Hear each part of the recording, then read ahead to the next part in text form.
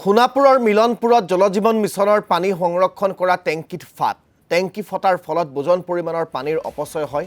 মাত্ৰ 5 মাহ পূৰ্বে অঞ্চলটোত নিৰ্মাণ কৰা হৈছিল এই টেংকিটো। পানী যোগানৰ বাবে পৰীক্ষণ কৰি থকাৰ সময়তে টেংকিটোৰ পাইপেৰে পানী নিগৰি নিশা ভাঙি পৰে টেংকিটো।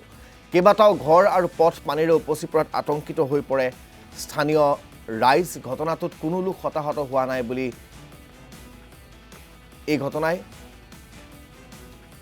চিন্তিত কৰি তুলিছে সমগ্ৰ অঞ্চলবাসীক। নিৰ্মাণৰ সময়ত সঠিক নিৰীক্ষণ অবিহনে কাম সম্পন্ন কৰাৰ বাবে এনেদৰে টেংকিটো ফাটি যোৱাৰ অভিযোগ উত্থাপন হৈছে ঠিকাদাৰৰ বিৰুদ্ধে। নিম্ন মানদণ্ডৰ কাম কৰি ৰাইজৰ ধন অপচয় কৰাৰ অভিযোগত ক্ষোভিত হৈ পৰিছে স্থানীয় ৰাইজ। ভাত বনাও এইটো কেনে ভাঙিলে? এইটো এই আগতে পানী উঠাছিল, বস্তুটো লিক হলে তে ভাবিল যে লিক হলে প্লাষ্টাৰটো কৰিম। কৰাৰ পিছতে এই হাতে পানীটো অলপ উঠাইছে, উঠাৰ পিছতে ঘৰত গৈছে আৰু ৰাতি এইটো ফাটি গৈছে। ফাটি যাওয়ার পিছতে একটু ভাগি পড়ছে কারণে আকৌ নতুন করে বনাবো, ভাঙি আছে মিশিং দি। পানী মানে টেস্টিং কৰোতে ফাটি গ'ল নেকি? পানীটো উঠাছিল, কিন্তু মই যেতিয়া আছিলো তেতিয়া পানীটো উঠাছিল, ফাটাও নাই, খালি লিক হৈছে বহুত কটা। তার পিছতে ভাবছে যে না ভাঙবো, এইটো প্লাষ্টার কৰিম।